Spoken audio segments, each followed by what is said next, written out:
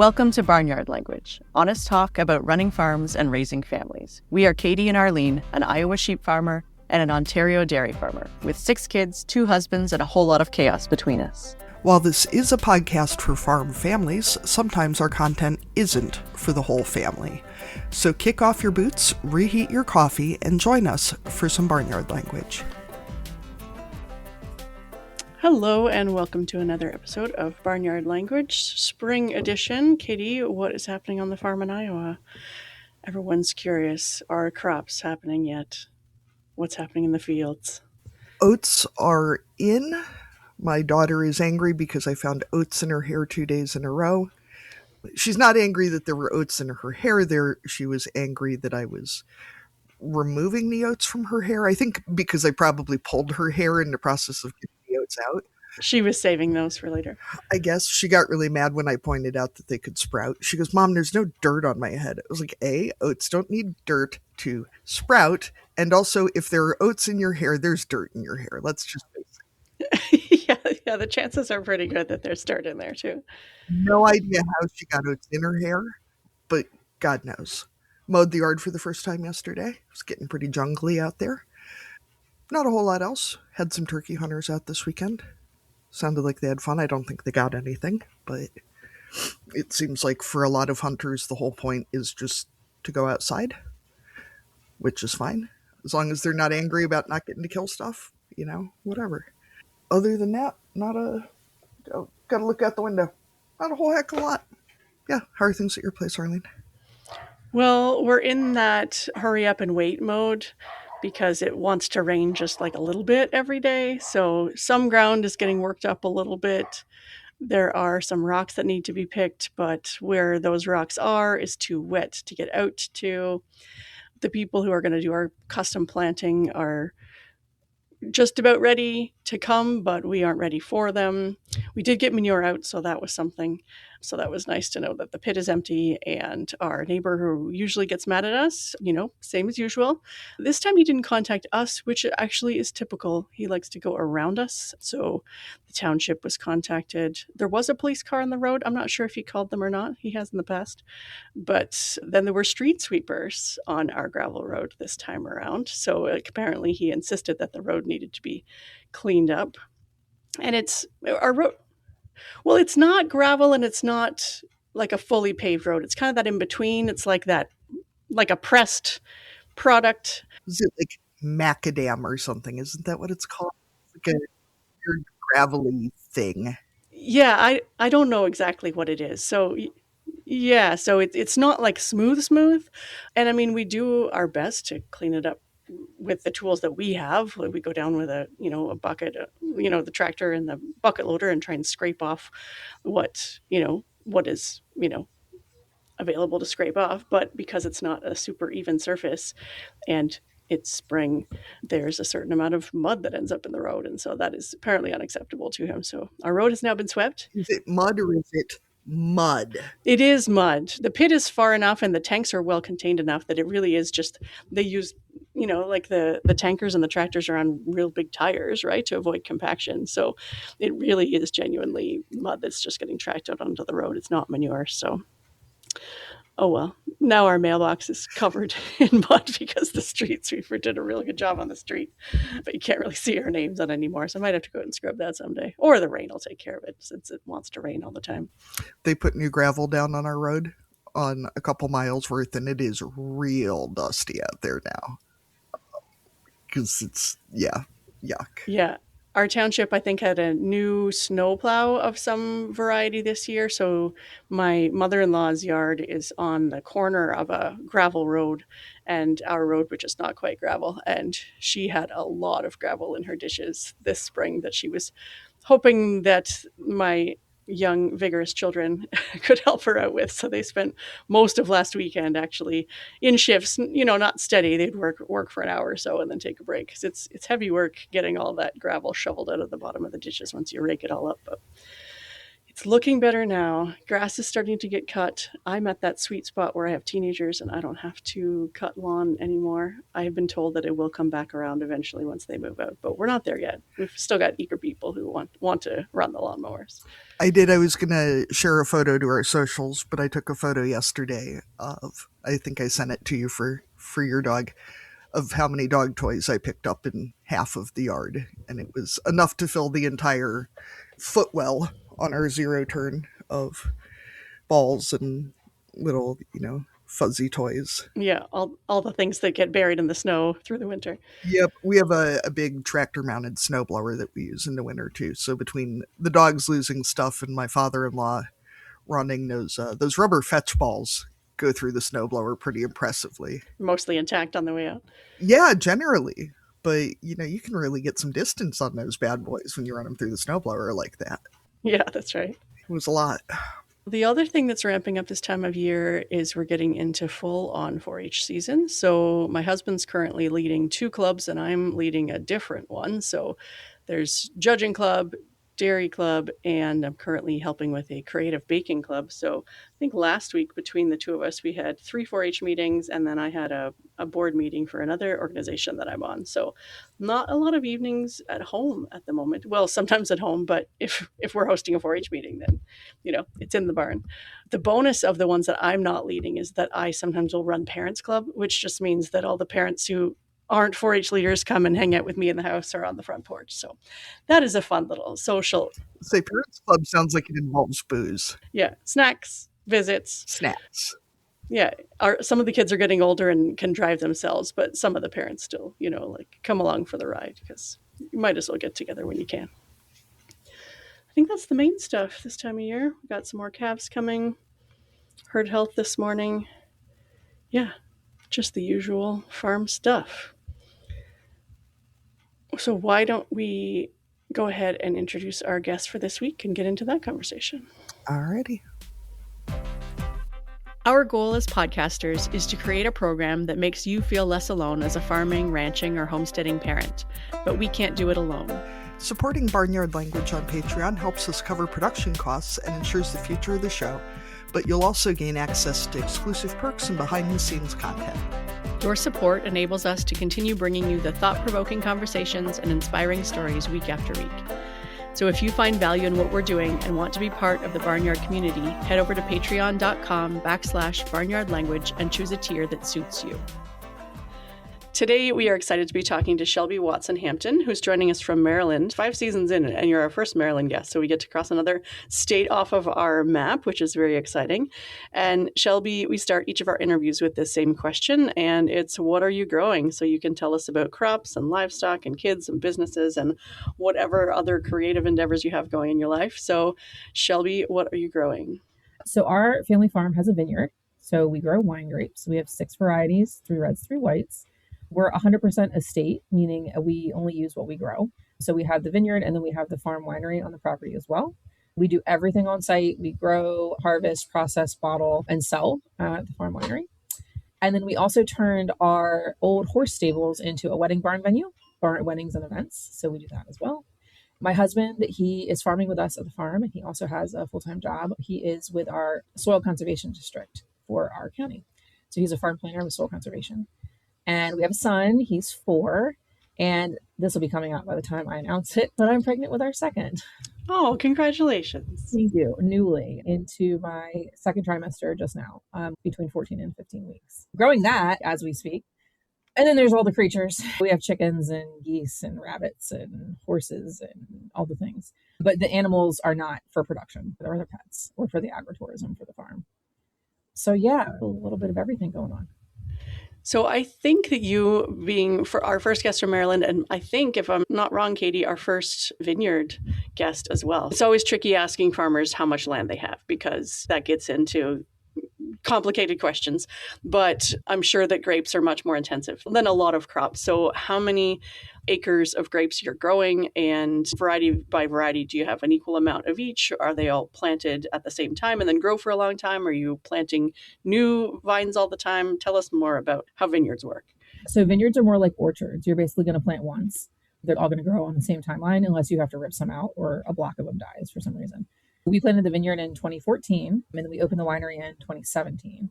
We have 5 acres of vines, which doesn't sound like a lot, but they're very intensive. They're very hands-on, and it's like a tight density. So basically our year starts in the end of February, early March. So in about a week or two from this recording, we're going to start winter pruning. So we'll go through it and prune by hand. Every single vine gets attention on how it should be pruned, whether we're cane pruning or spur pruning, and there's differences there. And then once the season kind of kicks off in March, it will go all the way through the end of October. So there'll be leaf pulling and thinning and tucking and tying on the shoots and all sorts of stuff, arranging the clusters all the way through the summer. And then harvest for us will be typically the last week in August through the first week in October. So it's the whole month of September plus some August and October. We have 6 varietals, so they ripen a week or two apart. So sometimes we'll harvest one variety, sometimes we'll harvest 2 at a time, depending on what the weather's doing. But we take enough to fully stock our vineyard and our winery. And then occasionally, if we have extra tonnage, if it's been a really good year and wineries around us are looking for local grapes, we'll sell a couple of tons as well. So yeah, they're the babies. They take all the love. You have to be in the vineyard 2 to 3 times a week for the entire season. So my husband is the vineyard manager. He's a plant guy. He is a major in agronomy and chemistry in college, and he's always been a plant dude. He grew up on a farm too, but not in the vineyard industry. That was new for all of us when we decided to diversify. But we have a team of 3 guys. My uncle Bob, who's also the winemaker, works in the vineyard too. And then our cousins Donnie and Dave, who are my dad's age and they're retired from their full-time jobs, and they're amazing. And basically between the 4 of them, they can keep the vineyard under control. And then we all come out for harvest and we pinch hit as needed. But yeah, they're labor intensive. It's not tractor farming, pretty much. So, Shelby, as grapes are a new crop for both Arlene and I, and without asking you to dive any deeper into your political feelings than you desire to, how uneven is the grape labor demand? Arlene has dairy cattle, so their labor is, other than field work, pretty samesies across the year, right? Other than like calving. Am I right, Arlene, that it's more flat across the year? Yeah, because they calve all the time. You milk them all the time. Yeah. We have beef cattle and row crops, so there's a bit more bumps than Arlene has. But I think people are really missing with both crop production generally and the immigration situation and how that pertains to ag production more particularly, what a mess that can be. And so I'm wondering what the labor demand looks like through your year. So that team of 4 plus 1 or 2 extras every now and then can handle the vineyard for the entire season, March through October and November, because we can pull the winter nets off at the end of October, early November. The winery side, I need to staff basically 4 people behind the wine bar. We're open every weekend. And then we do some special events during the evenings and stuff like that. My aunt and I both work. I have a couple of cousins, my mom, and then we have 5 part-time folks who live locally and they work Saturdays or Sundays, depending on what shift they want to work. A few of them are teachers. A few of them are retired, older, and that's just something they're looking to do. We have not had to deal with the H2A issue with the vineyard. Now, previously in our farm's life, when I was growing up, my grandparents were farming and my aunt and my mom and my other aunt were full-time workers. We had 30 field workers and half of them were H2A. And they did all of that. They did the program, they did the back and forth and all the paperwork and the stuff with the lawyers, and did that for, 20 some years through basically the late 80s into the early 2000s. So at that point, we did have migrant labor. We haven't had to do that with the vineyard. I do know vineyards who do. There are larger vineyards in Maryland and on the Eastern Seaboard. It looks like the tipping point for that is probably 10 acres of vines. Once you get 10 or more, it seems like you can't fill it with the local labor, but you're going to have to step into that arena of the migrant labor. I know it's a huge problem for the fruit and vegetable growers. Obviously, we see that all across the board. And the nursery industry too, still with that. I haven't heard of a lot of folks in the vineyard industry complaining yet about what's going on right now. I live in far northeast Iowa, so we are Wisconsin adjacent. And there have been some things coming out about, no matter how you feel about people being documented or undocumented or whatever, cows have about 72 hours before they start really suffering horrifying consequences if they're not being milked in the way that they are accustomed to. And since upwards of 80% of dairy labor in Wisconsin is provided by immigrants, some folks might find that their politics, especially, really do clash with the realities of who our workforce is. Some people's current policies are clashing against a lot of the actual realities. And that's the whole point against voting emotionally versus voting practically. Yeah, I know my husband said that one of the implement accessory dealers that he works with just paid $10,000 in tariffs on one shipping container. For a small business, an extra 10 grand is a real issue. And I think folks are coming up pretty hard against what they thought they wanted versus what they're getting. So you mentioned that grapes for your family are relatively new. Can you talk about some of the changes? Because it feels like a lot of farms are like, I'm a dairy farmer and my dad was a dairy farmer, or my grandfather, and this is the type of farm we have. And that is not always the case, right? You know, there are changes that happen over time, but I think for your family, there have been some really significant changes, and those are not easy changes to make. Just because you're a farmer doesn't mean you know about growing grapes or whatever it was that you ended up changing into. So can you talk about some of those change points and what were some of the reasons for those changes? So my grandparents bought the current family farm in 1955, a little more than 100 acres at the time, which is decent sized for Maryland, East Coast. They were growing tobacco and like 400 or 500 head of hogs at the time. They were selling to SK. They were actually the first herd health approved swine farm in Maryland, which was a health certificate given from the state about the quality of the herd and all that. They did that through the 50s, 60s, and into the early 70s. So it's basically what my dad and his three siblings grew up doing, hogs and tobacco. And then the tobacco buyout came along, which of course the market had tanked before that. The pig market went down. My grandfather was unique. He was a serial entrepreneur. He was not afraid to make the pivot. So he's like, all right, we're getting out of hogs and tobacco and we're going into tree nursery. So when I grew up, we had 100 acres of shade and ornamental trees and shrubs. We grew wholesale for all like the developers and the construction companies and the landscapers and everything in this area. And they also went into agritourism at the time, which was new for our area and for the country. They were one of the first agritourism farms in Maryland, where it was like the basic pick a pumpkin, take a hayride, see all the animals, buy jams and jellies. And we only did it in October. But we had thousands of school kids come every year. That was the field trip that you took at one point with your school, which I loved. And ours was in second grade. So your second grade class would come out. You got to stay home that day and greet the class when they got off the bus and help lead the tour. So we've always been people. My whole family, we're all extroverts for the most part. So that's what we did. And then I was in college. I was studying for an ag degree in 2005. And my grandfather got very sick and died of septic shock in 6 days. Went from completely normal to gone. And it threw us entirely into chaos. Nothing was ready. Nothing was planned. We still had probably 20 to 30 employees at the nursery. My mom and both my aunts and my grandmother were all working full time there. It went haywire. So it took 3 to 4 years to kind of wind that business down. My grandmother didn't want to keep doing it without my grandfather. She was ready to retire. We had to figure out what we were going to do with the property. They had accrued other acreage at that point. My grandfather bought parcels along the same road where we were. Some are connected and some aren't. Probably close to 1,000 acres at that point. So my grandmother, in a rare turn of events for farm families, decided that since my grandfather was gone, she was going to go ahead and divide up the properties while she was still alive and pass them down so that they didn't have to go through the inheritance mess again when she passed. So each of the siblings got a portion. And my aunt, who is closest to me in age, we're only 16 years apart, she's the youngest, got the current business property, like where everything had been happening, where the farm office was and the barns and all that. So she inherited that. And then her and I started talking. I graduated college and we're like, what are we going to do? And so we decided to come together and do the vineyard and the winery and the wedding barn. Of course, there's a lot that goes into that. But we brought both of our husbands into it at the same time. So the four of us are the business partners. My Aunt Susan owns the farm, but all of us have interest in the business, like the LLC. We just make it work. A lot of the family still helps out. My grandmother passed, but up until that point, she would still come out and help harvest. She would sit on the porch winery and say hi to people. And like my mom and dad help out a lot. It's working for the most part.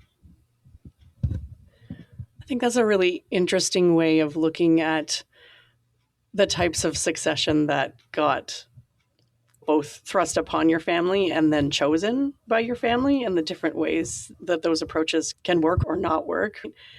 If there are people who are in that unprepared, nothing has really been set aside, or you haven't gone far enough into those discussions yet, what advice do you think you could pass along from the experiences that your family's had? Because it sounds like, you're working with your aunt, multiple uncles. The family is obviously still speaking to each other, which is not always the case in these situations. So what Shelby hasn't mentioned is the 20 family members who are totally off the table. Maybe there's some in every family, right? But there are at least a group of you who are still speaking to each other. So do you have any thoughts? So I got very lucky that my dad and his 3 siblings get along very well. I have watched other farm families tear themselves apart over the inheritance and the estate stuff. But when my grandfather died, it was like a bomb went off. Nobody knew anything. Nothing was ready. And they spent 4 years wading through it. They spent hundreds of thousands of dollars in lawyer fees just to get everything situated. So for them, that was trauma. They were like, we don't ever want to do this to our kids. We don't want to do this again. So they had the opposite extreme response. Everyone knows what's happening. There are binders, they're labeled, they're in the safe. It's very transparent. We don't want to do this again. It's better to figure stuff out now. So I've gotten both ends of the extreme kind of, and it is relieving to know where we're going. I have a friend right now who is in the middle of the family discussion and having a lot of issues. I'm so grateful that we've been able to work through it.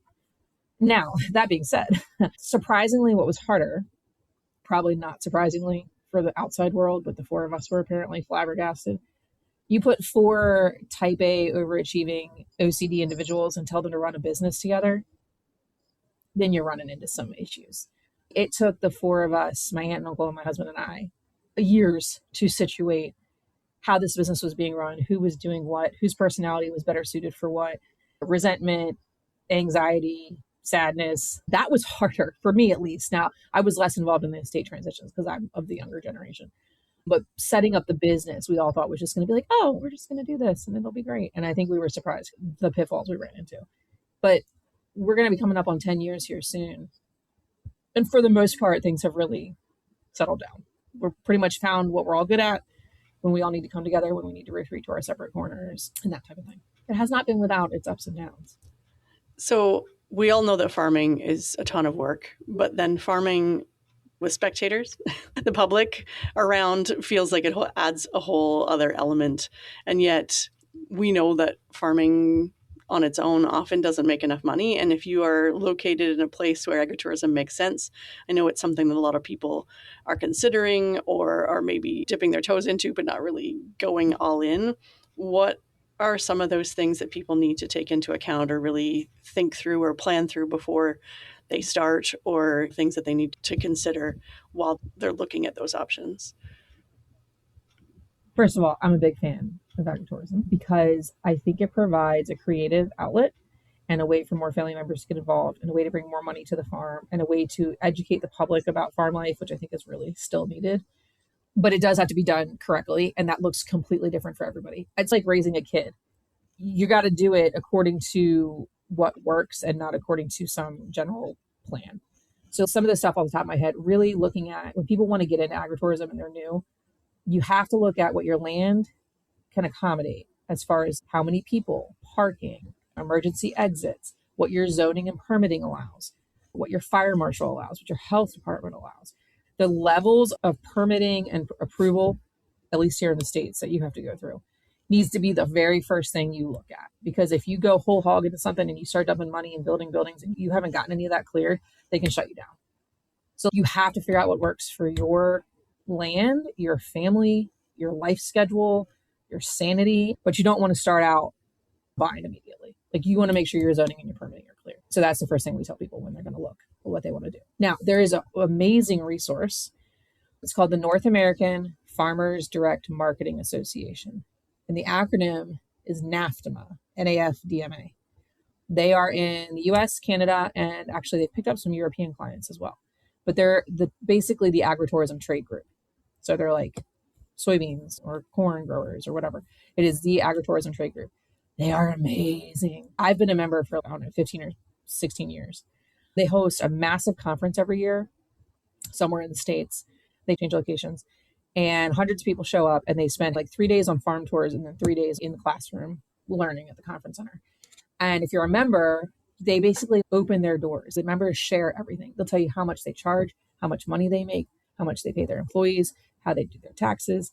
It's a hive mind of just brilliant activity. And the stuff people are doing is so cool. You got your standard stuff, but they're evolving every year. New things are coming up. If you're getting into agritourism, I think it's $300 for the membership for the year, which feels expensive, but you get everything. You get their podcast, you get their Facebook group, their website, you can pay to attend the conferences and stuff. So if anyone's looking, I highly recommend that. It feels like agritourism is one of the bigger things too, where you have to be able to be very honest about your personality, the personalities of the people you work with, the relationships you have with those people, and the season of life you're in, because there's a big difference between liking people. And obviously it depends too on whether you live on the farm, how much all up in your business these people are getting, and what that demand is like. My husband is a vineyard manager. He's on the tractor over there. He doesn't do people. It's not beneficial for anybody for him to do the people. And we know that. He watches from a distance. He wants nothing to do with the crowds. He's over here on his tractor doing his thing. My aunt and I are very extroverted. My uncle goes back and forth. He handles the crowds really well. He works the bar, but he also will sometimes like to go in the back and do other things in the winery production area. But there are days, I could tell you some stories, but mostly really 95% of our clientele are just amazing. They really want to be there. They love the family story. They like interacting. A lot of them have become good friends. They join the wine club. They're regulars. They come help us harvest. We had a crazy contingent during COVID where we were all outside because the only places that were open were like parks or outside restaurants or outside venues. And so we got a huge surge of people who weren't winery drinkers and weren't used to the rural atmosphere, but they like to go to state parks or wherever. And they showed up. And then we had to make some rules that we never thought we'd have to make. I'll give an example. It was one, I don't know, Sunday afternoon, and a typical crowd would have been maybe 150 people or so, but it was COVID and we were one of the only places open. So we probably had 300 people on the property. We have plenty of room. That's not a problem. We have lots of lawn space. But we had 2 food trucks that day. And I'm running around, I'm trying to clean tables, feeling short-staffed, a little overwhelmed. And it's half an hour till we close, but it's still bright and sunny outside. We closed at 6. It was probably like 5:15, 5:30. And I look out on the lawn and there are 2 gentlemen who have spread out this massive beach blanket, but they have taken off all their clothes and they are in their tiny banana hammock Speedos. And they are laying on the blanket sunbathing. And I stopped and I looked at them and I looked at my watch and I was like, you know what? It's not even worth it. We close in 20 minutes. I can't. And so I just keep walking and I go grab trash, whatever. And then I turn around and this guy gets up and he's wearing his little tiny Speedo. Not covered much. And he walks barefoot across the parking lot and stands in the food truck line, basically naked. And I texted my aunt and I was like, we're going to have to add must-wear clothes to the list of rules on the winery website. She's like, do what now? I was like, you don't even want to know. So then we had people treating it like a state park. Like we allow folks to bring in outside food, your charcuterie, your cheese plate, your sandwiches, whatever. But I had a guy literally show up with an entire gas grill and tiki torches. And he was setting up the tiki torches and lighting them and then trying to do the grill. I was like, sir, we don't allow fire here. And they were flabbergasted. And I'm like, okay. So no tiki torches also goes on the website policy page. But that was a COVID thing. And once we drilled down on our rules and like the atmosphere we were looking for, we haven't had a problem since. And we're very family friendly. People can bring their kids, people can bring their dogs. That's open and great, but we do have to have some safety stuff. I feel better about having to add rules about, we're on like a statewide barn tour. We do some things like that get a large crowd for a very few days. And I've been grumpy enough about having to put it in writing, no dogs, no smoking. But I've never had to tell anyone who wasn't a member of my family that they needed to wear pants. That's never been an issue. I don't think we've ever had tiki torches. So switching gears, the wedding business, all right? So the way the rules are in our state, the wedding business and the winery business have to be 2 different LLCs, and they're on 2 different parts of the property. Because at the winery, we can only have our wine as alcohol. You know, outside alcohol is allowed per the state rules, the federal rules. But the wedding barn, people want to do a full bar, and they do a caterer, they do a bartender and all that. So it's separate. We once had a gentleman show up in full Scotsman regalia for a wedding, including an actual sword. which was fine until said gentleman got rip-roaring drunk and started playing with said sword. And we were like, no swords needs to go on the no weapons? What are we doing? So when we're talking about rules, I know that with alcohol, there are always lots of extra rules around that. So when it comes to marketing your product, you mentioned a wine club. Are you selling mostly from farm or by delivery, or how far afield can you get your wine, or where does it go? So we only sell on the property right now, and then we also ship. So we ship to all like 41 states in the country that allow it.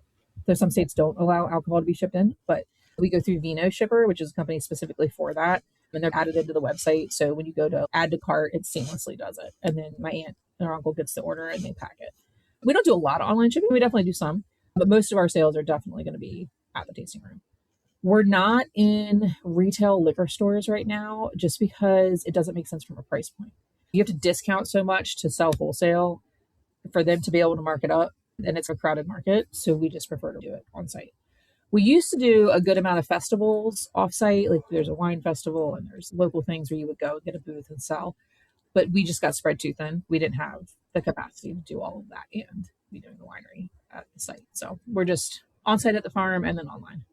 So we've been talking a lot about the farm, but you're also an author, which you didn't even say in what you're growing. Why don't you tell us and our listeners a little bit about your book? I wrote a book in late 2023. It's called Grace, Grit, and Lipstick, and it's wit and wisdom for the modern female farmer and her farm-curious friends. And I'm a book nerd. I love to read. And I've written for newspapers and magazines for the past 15 years. I do that freelance as well for several agricultural publications. But I've always wanted to write a book, never knew what it would be about.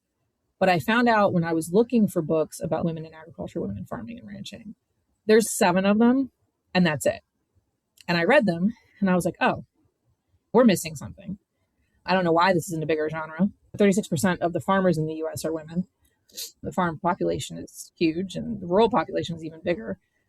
So I was like, we need something just for the women that talks about like the honesties of all of this. It's some of our story. But I feature like 15 other women all across the US and Canada who are rural entrepreneurs. So they're either farmers, ranchers, or small ag businesses in rural towns, and talk about their ups and downs, their challenges, what their businesses do, how they got there. And they were amazing. And they all put in their LinkedIn or their Instagram or their email so folks could actually reach out to them after reading the book. And it talks about some of the stuff that people aren't really honest about. The mental health issues, being a woman in ag, being a mother, multitasking, working off the farm or working on the farm, family issues, all of that. I wanted to do it with a side of humor because that's how I identify, but there's real stuff woven through there. And then I also have a large contingent of friends who are not ag. My 3 best girlfriends did not grow up on farms and live other places and do other careers. And they get glimpses into my world and they come help and they do stuff. And it's always fun to be that bridge. So that's why the end of the title is Modern Female Farmer and Their Farm Curious Friends, because I wanted people who want to get to know their farmer or want to know more about the industry to not feel like they had to be a farmer just to buy the book. I want them to foray into that. So yeah, it was an experience. It was fun. I like the farm curious aspect too, because I feel like as a farmer, one of the most frustrating things is when you go somewhere. This happened a lot in my 20s. I had a lot of friends who had friends or partners or whatever who were like agronomists or ag adjacent, but not like working in ag specifically. And I remember I went to a New Year's Eve potluck and everybody was talking about how lucky I was to get to just stay home with my few sheep. And when I retire, I'd like to have 3 sheep and a lavender business, and that'll totally support all my needs. And I was like, I work 60 hours a week off farm at the time, right? Like, this isn't what you're visualizing. And also, lavender doesn't grow in Iowa. Like, it does, but there's a reason that you see it coming from the Mediterranean and not central Iowa, right? This just isn't a thing. So people find that interesting too, because I think, and the statistic might have changed the last time I looked at it, but it's like 57% of all farm families have someone working off the farm for the extra income, for the insurance, for the 401k. I'd say the last statistic I saw was a lot closer to 90%, but those people are hitting retirement and getting Medicare or Medicaid or whatever. That probably helps too. Some people can, and that's great. We're not there yet. The farm's sustaining itself, and we are taking some money. Like, we take partnership dividends at the end of the year, and it's paying all its bills, and it's keeping the land in ag, and it's keeping a whole family. But it's not going to support full-time paychecks, especially in the DMV, the DC, Maryland, Virginia area that we live in, which is the region. We have some of the highest cost of living in the States. But we're grateful to have the opportunity to do the agritourism, because people who do have that higher income bracket come and they spend their money and they enjoy it. And they come from Annapolis and Arlington and Alexandria and DC and Baltimore, and all the other suburbs in between.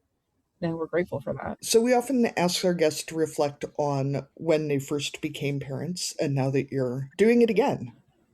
I think that transition from a self and a farmer, especially, to being a mom can be shocking in good and bad ways.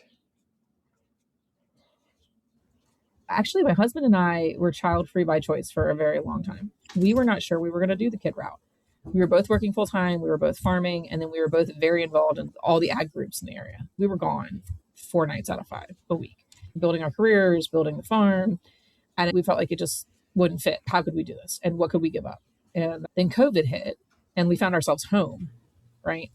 Some people just make sourdough, Shelby. Like, Get more chickens. So we were like, let's see. Let's just leave it up to the universe. We'll see what happens. And then we got pregnant with my son. And I had a beautiful pregnancy. It was great. And then I had a horrible traumatic birth and postpartum. Long story short, I had emergency C-section because I went 36 hours with no dilation.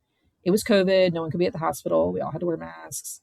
It was during harvest season, and my husband had to leave because he can only run one of the harvest equipment pieces that we use. So I'm left alone. The baby had breathing problems. I didn't hold him for the first 18 hours because he was in the NICU. We were at the hospital for 5 days, came home. I had postpartum eclampsia. So I ended up back in the hospital for 5 more days on a mag drip. Couldn't bring the infant with me because it was COVID. They wouldn't let him back in. So I'm pumping breast milk at the hospital. My mom's running the milk back to my husband, who's at home with the baby. Thank God my mom and my mother-in-law were both just local and their hands-on. And then I come home from that, and he has colic. He never sleeps. And then a couple of days later, I got an infection in my C-section incision, and I had an 18-inch hematoma behind the incision. I ended up back in the hospital again on 3 different IV antibiotic drips for 6 more days. And they almost took me back to surgery. They didn't. It cleared up. And I was like, we're never doing this again. I love my son, but this is not happening again. And that was just all of it. So now he's 4. And my husband was like, maybe what if? And I'm like, and it took me a long time to come around. Let's just say I was still surprised. My husband was like, we did it. And I was like, I didn't think that was going to happen. And I was like, everyone's like, was this a surprise? I was like, it was to me. It was to me. The day I took the test, I have my 3 best girlfriends. We're in a 4-person group chat. And they knew, the only ones that knew that we had opened the door to maybe a second. And again, I was like, we'll give it a few months. If it happens, great. If it doesn't, fine. We'll let the universe decide. I can be a one and done mom, or I could do 2. That's it. And so near the end of that window, when I had given myself like this time frame, I called my girlfriends. It was like Tuesday morning. And I was like, I need a FaceTime immediately. So they all pop up. 2 of them are driving to work. One of them's at work. I'm in my bathroom at home. My husband's at work. My son's downstairs. And I was like, we're doing this together. And I pulled out the pregnancy test. I was like, I'm not doing this alone. So I do the thing. And we're on FaceTime. So there's 4 boxes of our faces. We're looking at each other. When that stick turned pink and I held it up, they all start screaming, laughing. And my friend Becca took a screenshot of everyone on the screen, right? You see their 3 faces and they're all like, ah. You don't see me because I'm on the floor. I'm on the floor. You see my bathroom ceiling because that's where I went. I was like, oh my God. Oh, I cannot believe. It took me a while to come around to the fact that this was actually happening. But we just found out it's a girl. So I'll have 1 boy and 1 girl. It will be a scheduled C-section this time, which hopefully will make all the difference.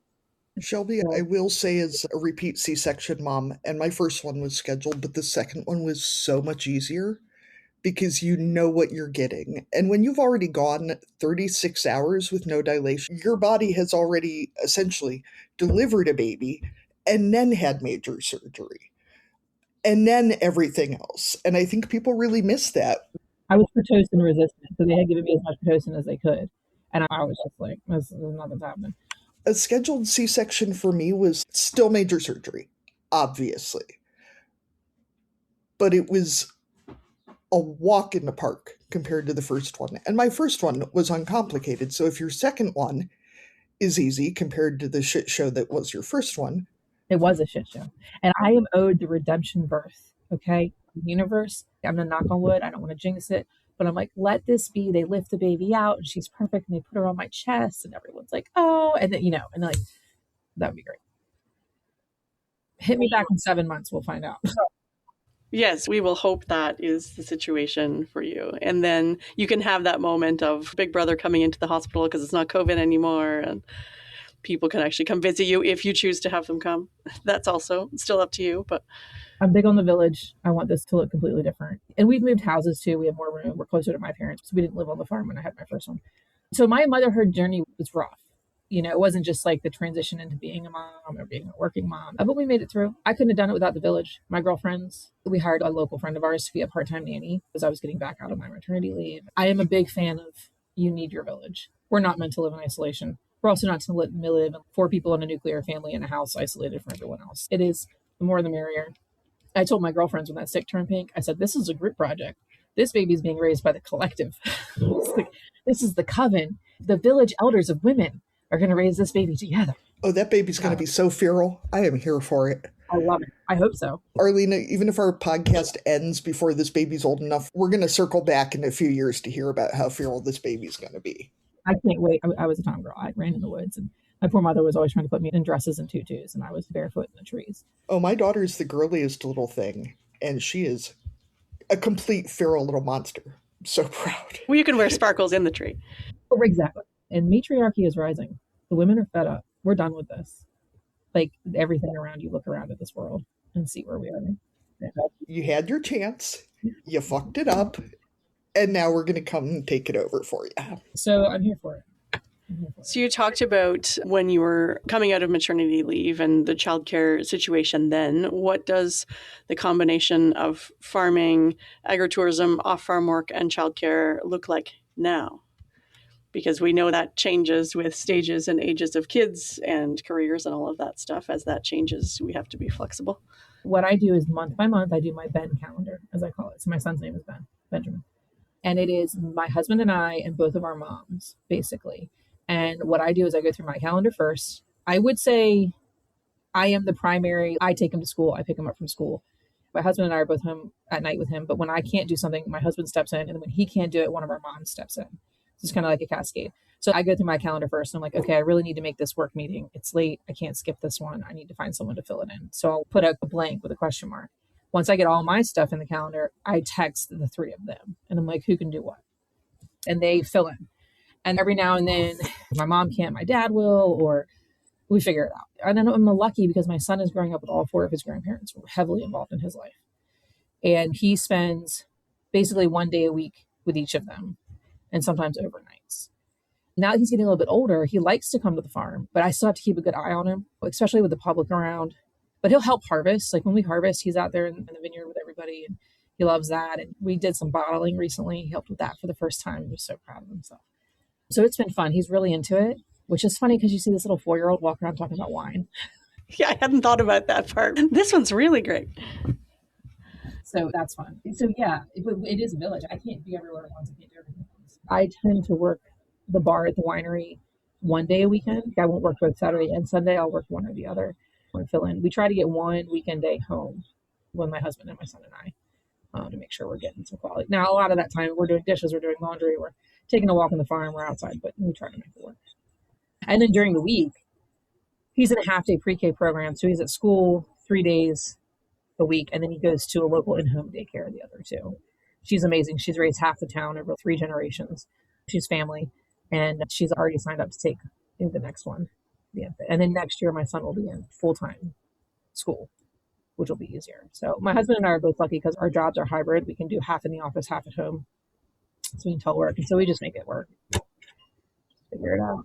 I feel like one of the things people really miss, though, is how good that communal raising is for both the kids and the older generation. I feel like it so often comes down to like, well, the mommy needs the help because if she was a good mommy, she'd be able to do 58 things at the same time. Where really like, yes, it does help the parents with childcare, but it's good for little kids to grow up with other adults, and it's good for older adults to spend time with younger people. I really think Western society has done us a disservice. In the American way, we look at you're supposed to move out of the house at 18 and you're supposed to live on your own and you move away from your parents. Communal living is so much more common in other countries and it benefits everybody. There's studies that show it. Being part of that larger village and having the age range of people. And so I'm grateful here that like we have 18 family members that basically live on or around the farm. And he's got 2 cousins that were born the same year he was, 2 boys. And then a couple girl cousins a little bit younger. And then all my friends had kids early. So they're all like 8, 10, 12. I was the latest in the group. But he's like their little mascot. They love him. They want to come over and play with them. And we have sleepovers where my best friends bring their kids. Everyone sleeps at my house. We do this 4 times a year. We switch houses. And so he's just grown up with this whole extended friend family that he doesn't know they're not related by blood. They basically know they are. It's amazing. It's amazing to be there for each other in that way. And the older girls are so excited that I'm having a girl. You're going to get so many hand-me-downs. Yeah. All right. So what's your favorite thing about raising kids on the farm?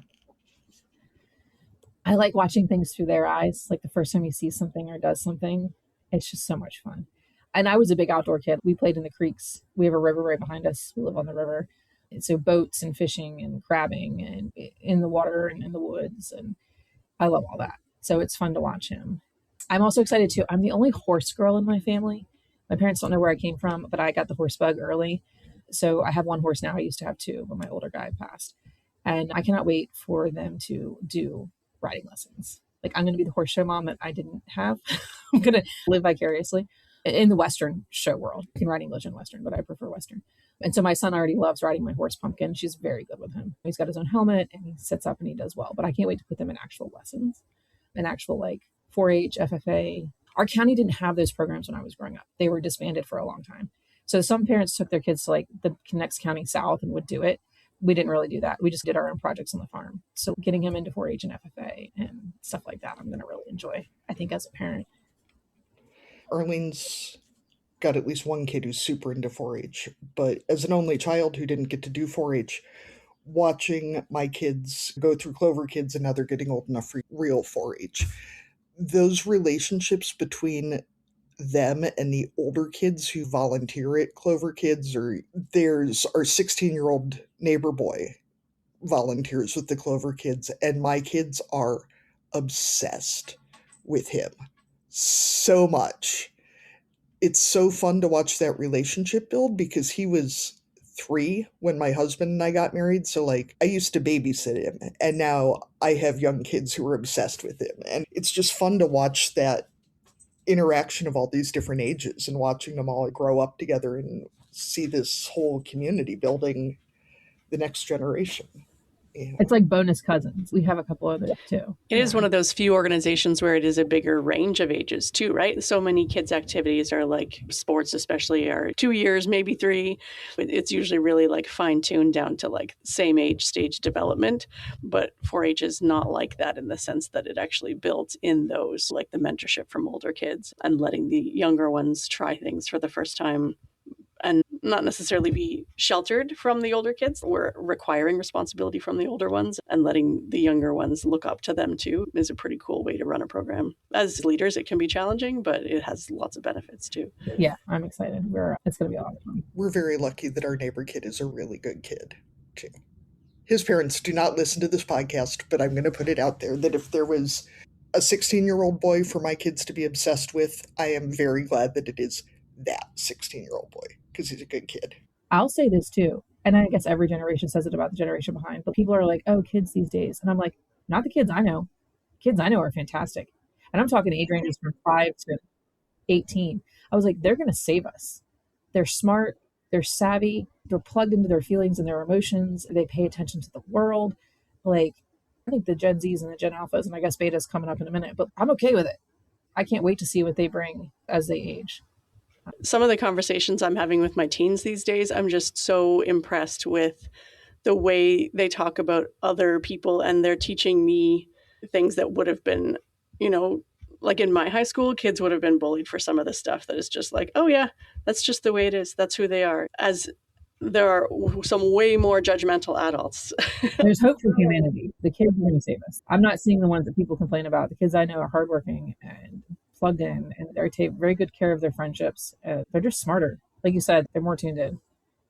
One of the things I really love is asking parents of older girls about what kids are wearing, because I am not a fashion plate. And when the moms are like, my daughter just wears sweatpants and slippers and oversized t-shirts everywhere. And I was out at our knitting group last night, and all these teenage girls came in, and they were all just dressed like they had just rolled out of bed, and like how great that is that they, not that being a girly girl and caring about your appearance is a bad thing, but I feel like it is less centralized for a lot of girls now than it was when we were younger. And that's amazing because they have way better shit to be doing than worrying about whatever. Than conforming to the patriarchy. Yeah. They still may be worrying about making sure they have the same brand of sweatpants as their friends, but that's okay. Whatever. They are still teenagers. Shelby, what are some of your parenting struggles these days? Because sometimes sharing what we're struggling with is the stuff that actually connects us to the other people who are feeling the same way. So my son is 4. He'll be 5 in September. He's wicked smart. He asks so many questions. Sometimes I'm like, I don't even know how to answer that for you. He's really into mechanics. He'll take things apart and put stuff back together. He's just all around well-rounded. He'll kill me if this ever airs when he's older. He has full-on panic attacks when he has to use the potty for number 2. He pee trained in a day. Pees on the potty, pees outside on a tree, farm boy, whatever, no problem. He has a full-blown meltdown, gasping for air, like panic attack to sit on the potty and go number 2. So he is going in a pull-up right now. He'll go in the bathroom, put a pull-up on, go, and then I have to change him. And I'm like, bro, we can't do this forever. You've got to use the body. We've tried everything. We've tried bribing. We've tried presents. We've tried threatening. We've tried taking stuff away. I'm like, I'll sit with you. I'll hold your hand. He's afraid he's going to fall in and he's going to go down the pipe.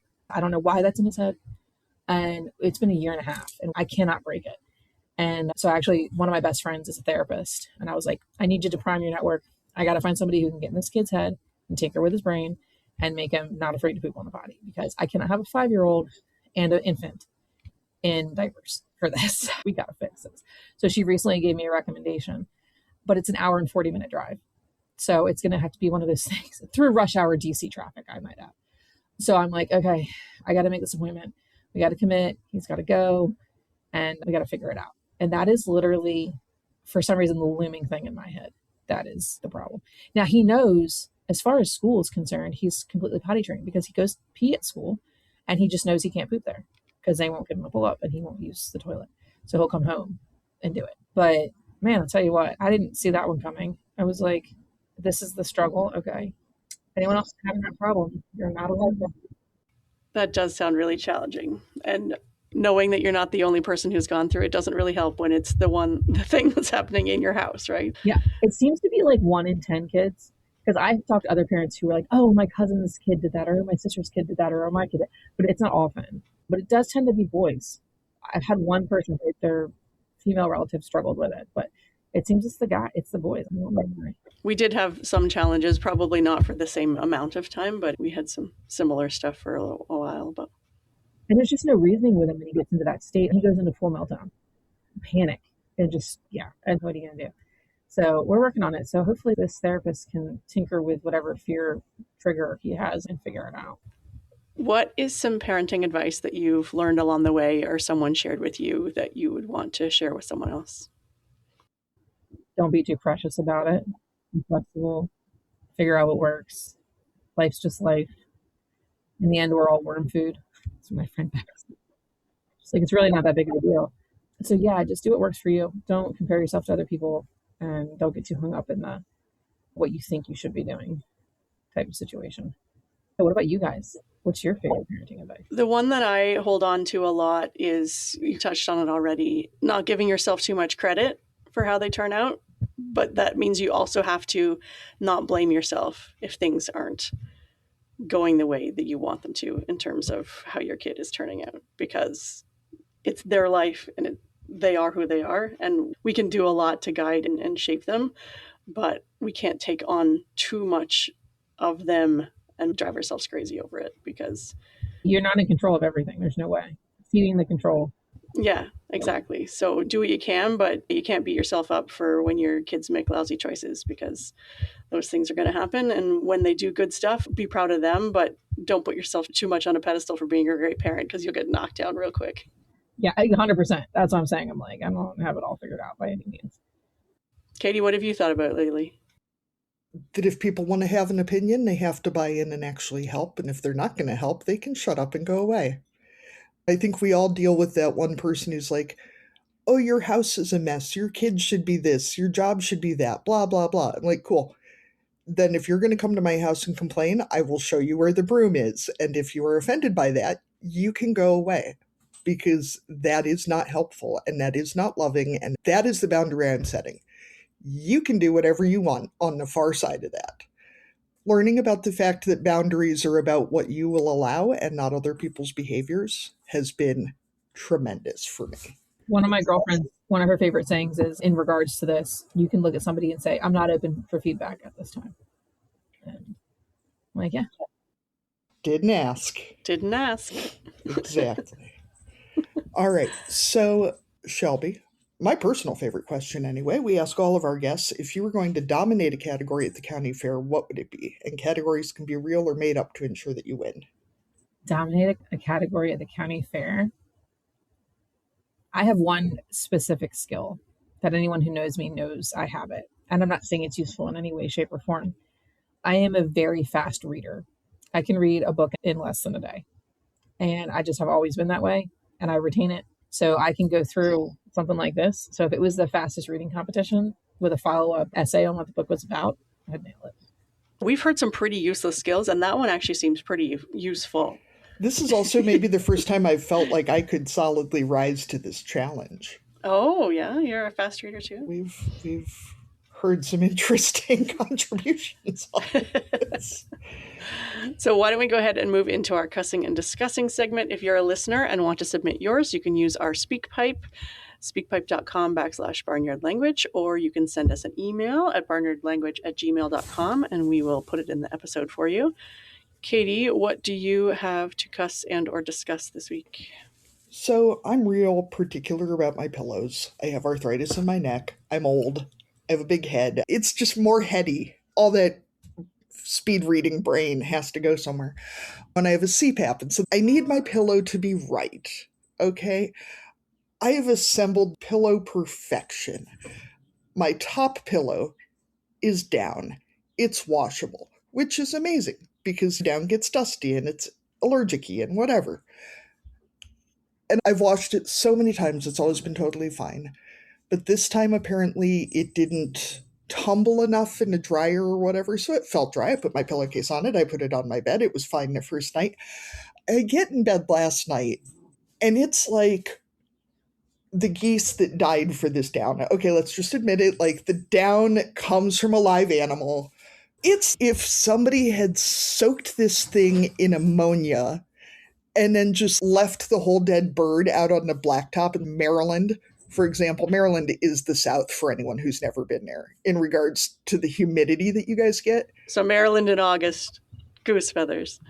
So it's Revenge of the Goose is what you're saying. They came back to haunt you. Oh my God. Like 50 generations of geese just left their stink. And I even flipped it over. I'm like, maybe one corner of it doesn't smell as bad. And it's hard to get down pillows anymore. You have to order them or you have to like inherit one somewhere. The geese have to die in order for you to sleep. I appreciate that the geese have already died. I don't want to murder more geese, but at this point, like, Arlene, maybe I need to just go and shoot some, as I like to call them, Aussie geese, or as we say here in the States, Canada geese, and make my own damn pillow, because I'm going to try some tricks on my pillow today. I was going to say, there has to be a YouTube video on this. Someone else has had this problem. So I'm guessing you've already washed and dried it again and the smell is still there? No, that's how I ended up on the couch reading till 3 o'clock. Oh, you were waiting for it to go back through the... I had to abandon my whole bed. My first stop is going to be OxyClean and boiling hot water.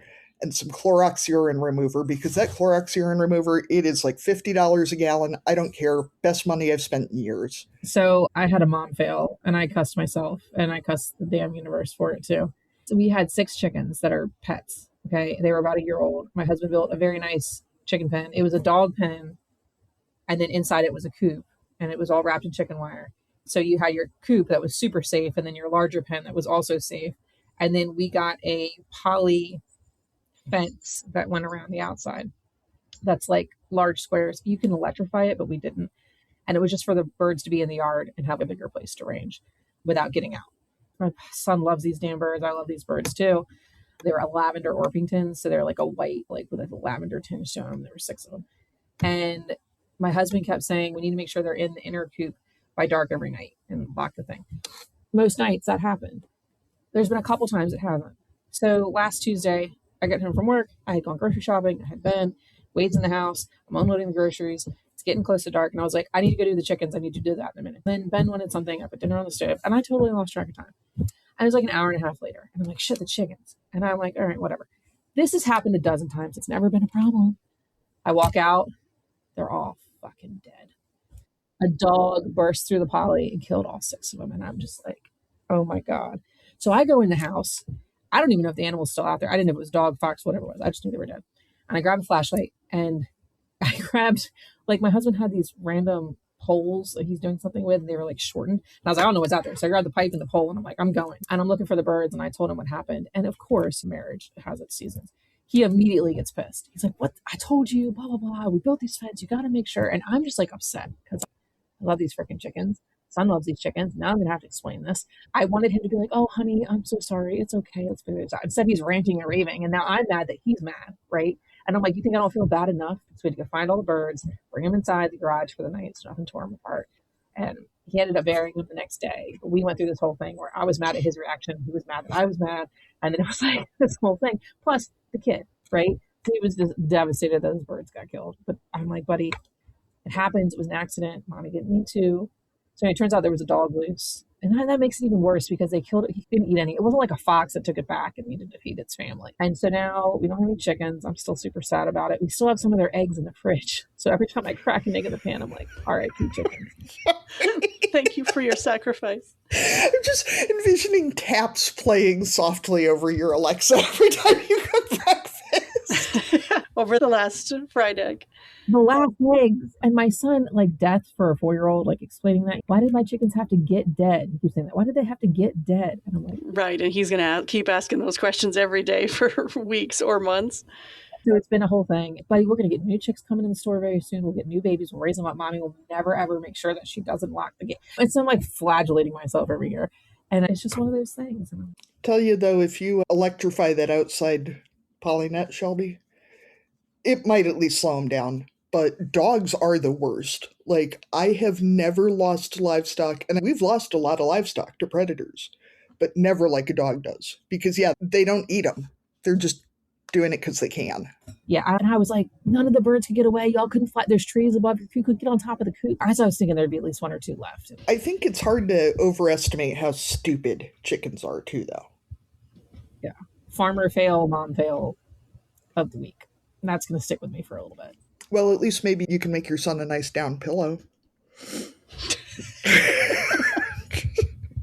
I'd have to dig them back up with this. Yeah. Now there's soil in them. Yeah.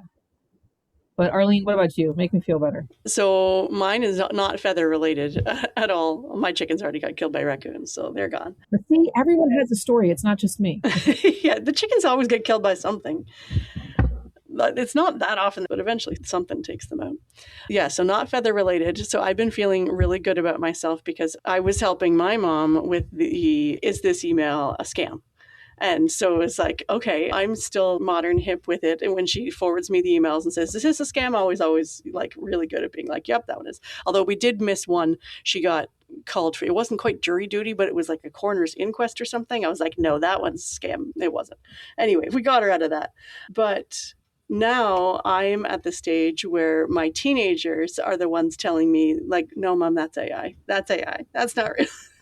And comes full circle. Most of the time I can pick them out, but then there's those insidious ones that are like, oh, that video is funny, or AI is crazy. It's too good, and they make you want to watch them because they're funny.